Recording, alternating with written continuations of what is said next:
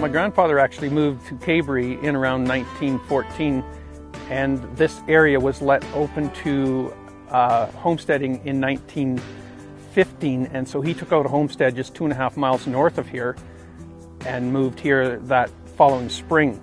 So the year of 1916 was his first year on the farm. It's just nice to be able to look back at the generations that have been on the farm, and hopefully generations to come.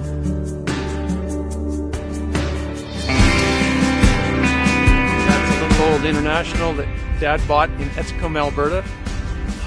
Top gear is 6 miles an hour. He drove it all the way back from Etscombe. Well, that would have taken him a day and a half.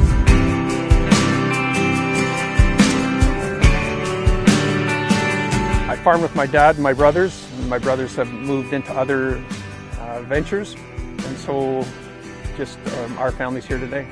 We have 2 full-time employees through the summer, and then 1 or 2 extra at harvest and sometimes seeding. And my wife Joanne helps, of course, right through the year. So at times up to 5 or 6 people.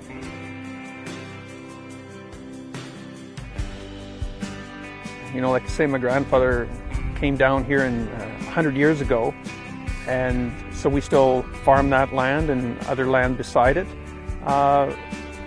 It's just nice to be able to look back at the generations that have been on the farm, and hopefully generations to come.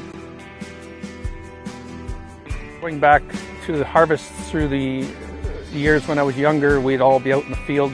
Mother would bring out supper, and we'd all stop everything for a short time for supper, which is a tradition we've generally carried on till today. We always stop for supper at harvest time.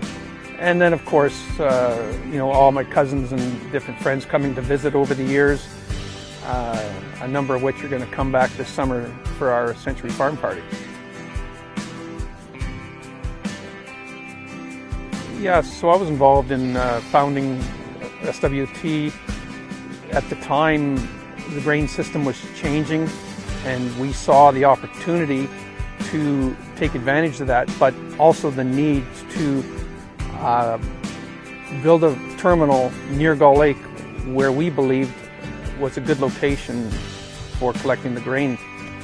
Of course, it's had some growing pains. It's been a real challenge, but it's been very exciting and fulfilling to be involved all these years. I guess I grew up with farming and knew a lot about it from an early age, and just enjoyed the freedom to go from one job to another, but as well, a different job every day. You never know for sure what you're doing tomorrow. It's a challenge, but it also makes things interesting. So, and of course, we've enjoyed some better weather over the years, and some better crops. We've had some very poor ones as well, but you have to be able to live through those challenging years to be able to enjoy the good ones.